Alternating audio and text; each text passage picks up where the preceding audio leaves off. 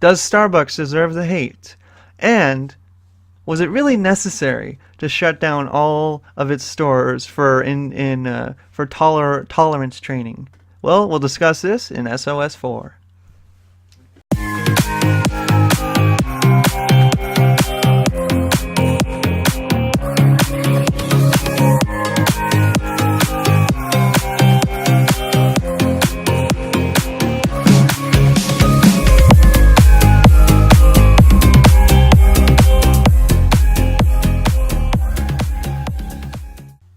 So for those of you that don't know, Starbucks had this magnificent travesty that happened to it. It's very horrible. I was triggered, and I just can't. So sorry. I can't keep going with that. Yeah, you can't keep a straight face. Yeah, you really can't, because for those of you who don't know, there was an event at Starbucks a few days ago. Mm-hmm. What, about a week ago, maybe a few days ago? I wouldn't say a week ago, but maybe a couple days ago. Yeah, whatever. Two African American people. Oh, I'm sorry, I said that. Oh, I meant to say people of color. Two people of color entered a Starbucks. Where was this? What state was it? It was no, not Washington. It was Philadelphia. That's what it was. Philly. Okay, so Philadelphia. So two African Americans enter a Starbucks in Philadelphia. Now, the Starbucks policy, and it seems to be the policy in most of the stores, at least 80 to 90%, that you have to buy an item before you can use the restaurant. Yes. And the items can be fairly cheap to very expensive. And they do sell bottled water. They sell, like I said, they can be very, very low or very expensive, as people that go to Starbucks know. So anyways, two African Americans enter Starbucks, and it seems like from the account, now this is from the account of one of the African American, he said that they both entered the store, and one of them sat at the table, and then the other one went to the restroom. Okay, so according to them, of course, the second African American went to the counter, and well, he originally went to the restroom, and then he doubled back to the counter and asked if he can go to the restroom. And I supposedly the cashier there said you couldn't because you have to buy an item, right? Yeah. And then what I saw on the video was there was this one white guy who was minding his own business. And I did see this in the video, and you can watch this for yourself. It's online, where it's like, did you pay for anything? And the white guy didn't want to be a part of it, or it looked like a white guy. I'm not sure. Because the video was kind of grainy, or it could just be me and my stupid glasses. I need to get new ones, whatever. Yeah, so do I. But, anyways, he didn't want to respond, and these two guys were just being jerks, and they're like, no, I don't really want to pay for anything. I just want to go to the restroom. And the lady was very polite. And mind you, this lady was leftist. Was it even... Okay, and I know you're going to talk about the manager right here. Yeah. But did the manager even step in? Like, was he talking directly to the manager? Or was there a different cashier there, and then that cashier called the manager in? I think it might have been because the video, like, you saw the video too, right? Yeah, absolutely, yeah. What I saw from the video was pretty much this guy pulled out his phone, he started recording, and he started complaining, man, why can't I go to the restroom? This guy went to the restroom, and he's white, blah, blah, blah, blah, blah, and he probably didn't pay for anything, or he didn't pay for anything. He said he didn't pay for anything, and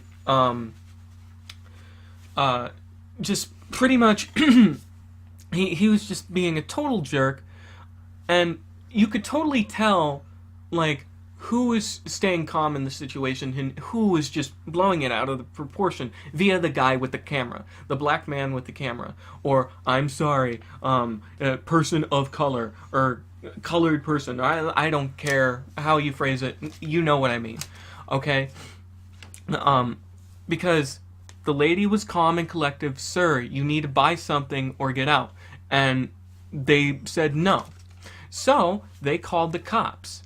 The cops And the deputy, or not the deputy, the sheriff or the county, or the sheriff, I should correct myself there, the sheriff, or was it the sheriff or the leader of the police or whatever? Yes, it was. I would just say the captain. Or the captain, whatever. Who was black, as far as we know. And even in addition, sorry to kind of jump in here, but even in addition, one of the officers there that was handling the situation alongside, there was a white officer and a black officer there. Yeah. So this wasn't a debacle that had to do with racism. Yeah, it had to do with like two ass. Could bleep that out. Yeah.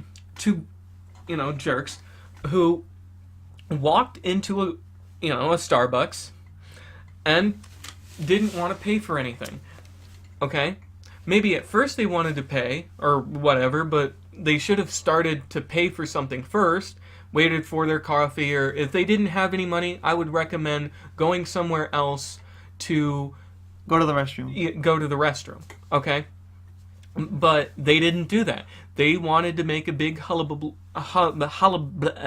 just make a big debacle or hullabaloo or whatever. I said it correctly. And I'm gonna say something here. While I was walking here, which was hell to walk over here, okay, I had to go to the restroom. Same as that guy, okay?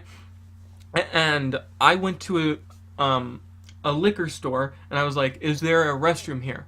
And the guy said, no public restroom, but there's a restroom across the street. And I didn't want to go to that restroom, and I was upset, but I didn't make a big deal about it. I just walked away, okay? They could have done that, but no, they didn't.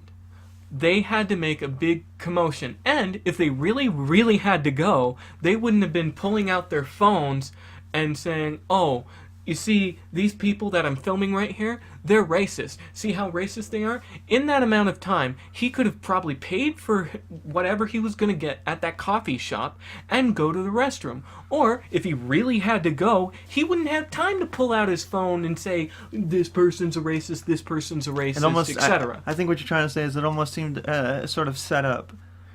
Sort of like they wanted to make a big deal out of it. They wanted to make a big deal. They wanted to become martyrs. But then again, they could have just came in there and were just flat out drama queens about it. Yeah, and at the end of the day, the Starbucks or any business in that matter has the right to take out their customers or has the right to refuse service. In fact, this is especially if you don't order from there, it's just loitering. Yeah. If I go to a public area, especially if it's by a privately owned company, or even a mom and pop coffee shop, they have the right to kick their to kick trespassers who don't abide by their rules. They have a set of rules and guidelines, and it has nothing to do with skin color. Right. And they have it plastered all over the windows or inside that says we can refuse service to anyone. Yeah, to anyone. Not just black, not just white, not just rainbow-colored skin unicorn fairies. I'm exaggerating there, but you get my point. Even they go extended to that. They say no shirt, no service, and they go into details like that. But at the end of the day, they can any business that is privately owned. And that means businesses like Starbucks, where they have multiple thousands of buildings or brick and mortar shops. They still have they have the right to refuse service based on anything they deem a nuisance, anything they deem to be a nuisance. Yes. Or they feel like is deterring customers. So in this case, they have a policy. I probably said this before. They have a policy that states that you need to buy one item, or you cannot use the bathroom. Which makes sense. Which is, what if, and I'm not saying that they actually did this. I'm just saying, what if, doesn't matter if they're white or black, they went into the bathroom and they were just in there to do an overnight thing, like some of these stupid YouTubers do, like 24 hours at Target or Walmart, And I'm not making this up. You can go look at the 24-hour thing where people, go go into public stores or companies, and they plan on spending the night there and filming their whole escapades. But you're not really supposed to do that. And two things I want to point out here is the first thing is that there so far has not been, and this might change, of course, but there has been no security camera footage taken from that Starbucks. It happened and publicized. The only camera we saw is from the point of the quote the unquote patrons. Yeah, or quote unquote patrons or whatever. Yeah. And then there was other there was other patrons holding phones as well that they recorded as well. Yeah. And also I wanted to point out too, it's not as interesting as I think the camera, or as the cameras there. And I found out that there are about 4, maybe 5 cameras there. Is that something that you also found? No. As far as I know, and I'm gonna be dead serious about this, I've looked into it by watching the video about one time. But what I saw from the video is the person with the camera being very loud and disturbing the peace. And if it does come out that anything that we say here is absolutely wrong, we will probably make a response video and or post something at least to show that we are wrong.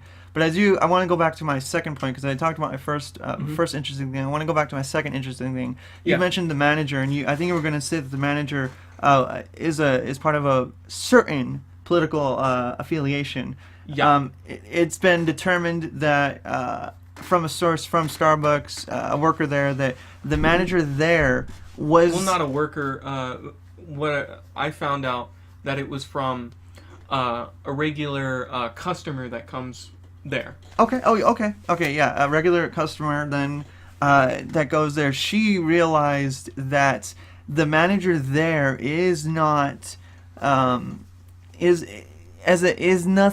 not even close to being a racist or even a part of what the supposed political affiliation is. In fact, she's more social justice than you would think. So her doing this is quite contradictory to her political belief, but it still shows more. I think it shows more of a compelling idea that this was not on race. In fact, the population there is a good majority of African American. Yeah, I'll tell you this right now, and you might think this is funny.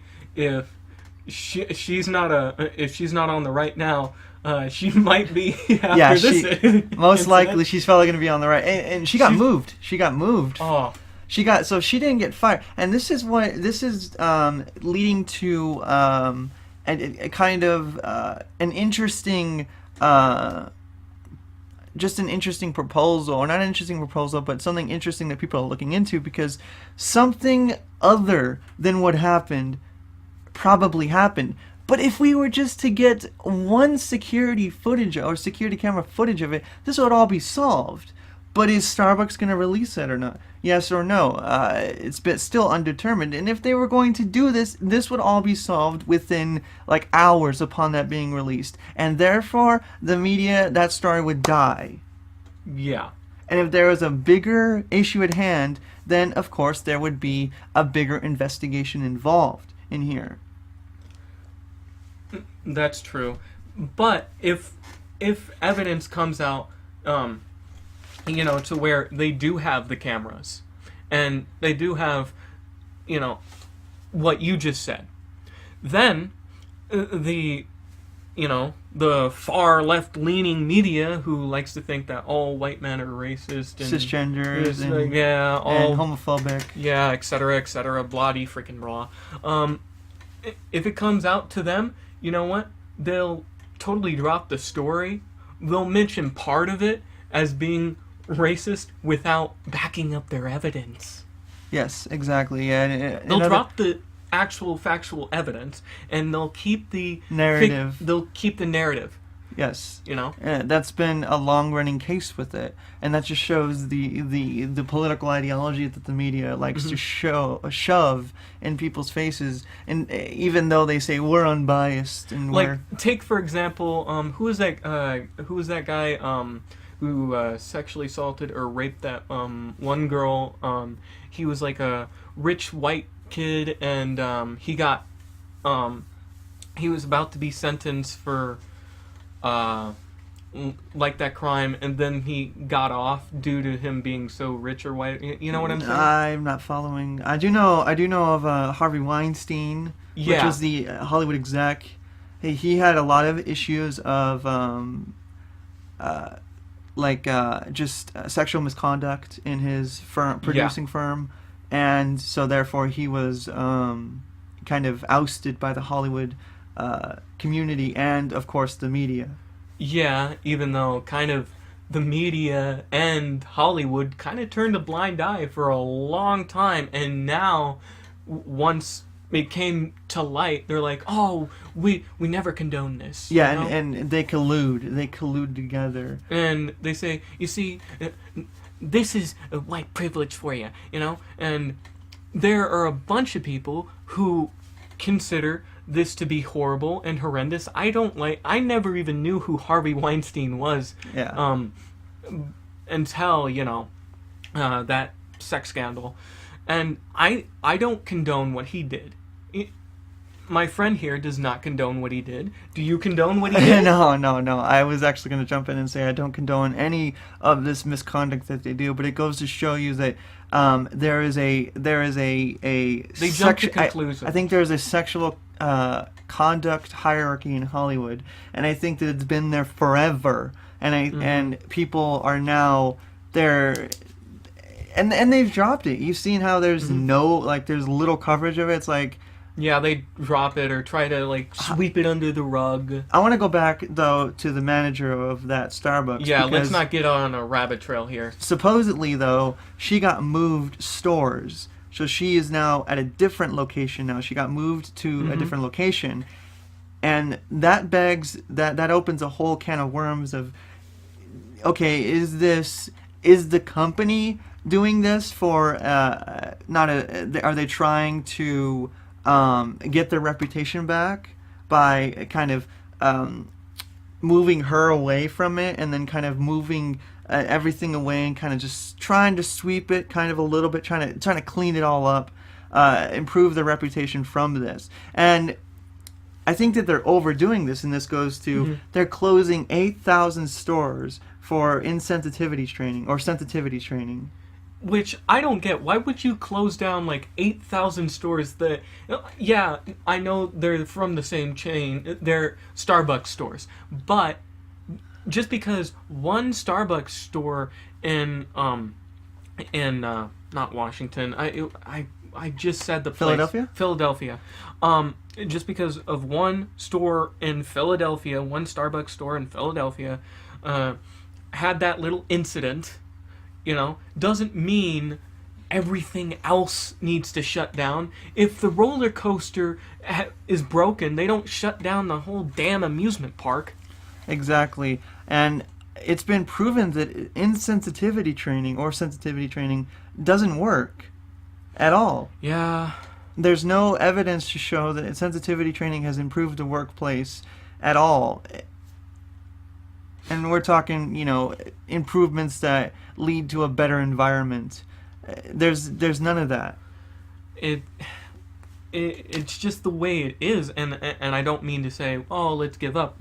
I'm not saying that, but in today's day and age, where everybody gets offended about the minute things that you say, the littlest, tiniest thing that you say, versus even 5 years ago, there's certain stuff 5 years ago that would be offensive now. And I think honestly, you know what I mean?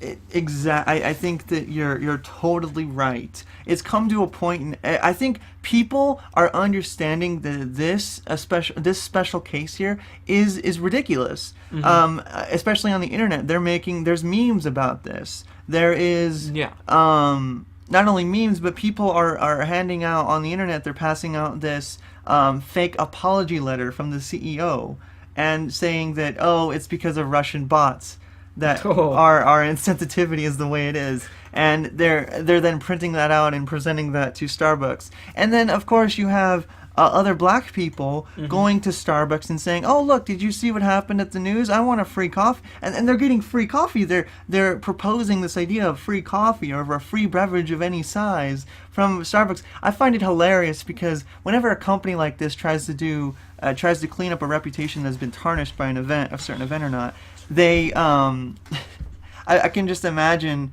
their lawyers and the people that are trying to make money are like, no, why? Like, please stop giving out drinks. Stop it. We're trying to make money here. We don't want to hand out the whole store. Yeah, I know, but like I said, if you say anything wrong about a minority or to criticize when they do something messed up, you're a racist. No question about it. You can't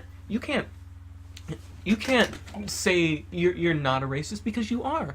You can't prove yourself that you're not a racist even though you have evidence to back up that you're not a racist. You just are. Because, reasons. Reasons. You gotta have reasons, people. It's all anecdotal evidence. It's all claims. It's all anecdotal evidence backed with no sources, and the sources that do use do not encompass that specific issue. In other ways, as a whole, they encompass a whole slew of issues instead of one particular issue. And they have marches because of this racial insensitivity, and they say the system there's institutional racism. There's no there is no statistic or fact to back that statement up. There is no racial institutionalism in this day and age. Yeah. And I mean to be specific here. In this day and age, okay, this current generation, there is no institutional racism. And with that, you can't just run with a story and just instantly say, "Oh, that's racist." Why is it racist? Well, that person is kicking out that person because they're black. Really? Because I see in that video, like I said before, one is being loud and one is being cool, calm, and collective and say, "Sir, you need to please leave. You're disturbing the peace." I would say not only Starbucks would do that, but I would think that any business with if those two characters walked into any business, I would assume, I'm making a bold assumption here, but I would assume that that any business they would walk in would kick them out, unless they walked into even in a bar. I would say even in a bar, I think they would get kicked in a out. bar they would totally do that, because even in like shady bars where there's a bunch of fights, they have to call the law on, or the patriarchy as the left likes to call it, to settle the situation, make it more peaceful, even that if it's by using violent means, because the patrons are beating each other up, to give an example. But I think with like Steven Crowder says, I think you shouldn't say there's racism in a story, or in a situation, I should say, in a situation where there isn't none, and actually call out actual racism when there is racism. That's what I don't get. These people like to say that they're helping their community, or helping, the world, or helping America by calling out quote-unquote racism when there isn't. And when there's actual racism, like if a black man says that all white people have this esteemed privilege, and then you go, generalizing a group of people based on skin color, there's a word for that is racist. And that person says, I can't be racist. I'm black. That's not a good argument. And Exactly. that's what we have to deal with, like, in the political field now. It's not coming through logic, it's purely coming through emotion. And because they might have had a subjective, personal experience, they've been through the ringer of life, therefore they are the master at this topic at hand. They are the master debater at the topic at hand. I would like to say something on that with the personal experiences. My mother said, I would rather have someone, punch me in the face than, call me names, because I was on stage one time when I was little and I had to say a line and a bunch of the kids laughed at me and the teachers didn't do nothing. And yes, that's bad and the teacher should have done something.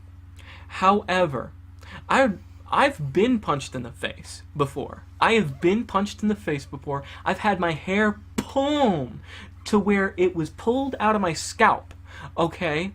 And I've had people call me a school shooter. Just because I was sitting by myself and I wanted to mind my own business at school when I was in high school. Now, I will tell you, I'd rather be called a school shooter than have someone punch me in the face or pull my hair so hard where it gets pulled out of my scalp. Chunks of hair getting pulled out of my scalp. Think about that for a minute. Okay? Now, that's my subjective evidence, okay? Or truth or whatever. I could easily do what they're doing, okay?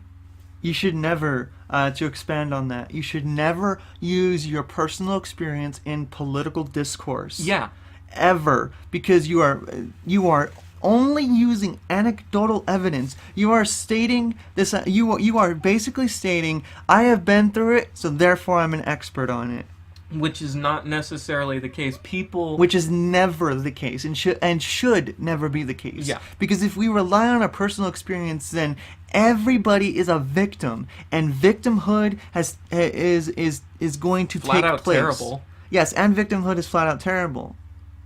And Period. that's what we're in the current state of victimhood. If somebody is a victim of something, they get instant press, or especially a victim of a giant corporation, or in this case, Starbucks. If they're a victim of Starbucks, they get headlines because they're a victim, or because they're a minority, like you have referenced earlier. Yeah. But if there's actual good stories, it doesn't matter. Because that's not good news anymore. It is not funneling through this tunnel of identity politics. Mm-hmm. Or it is, in fact. Like I said with my stories, and to expand more on what you just expanded on, expanception. Sorry for that. But anyways, what I just said, my mom had her hair pulled as well. And she got made fun of as well. Her feelings on the matter are totally different than mine, okay? When we put our stories together, they don't match. They don't add up, because every person, if you put them in a situation, people are going to react differently to situations, okay? Not everybody is not the same, okay? We have people from different walks of life and stuff like that, and it's not just because you think differently on politics.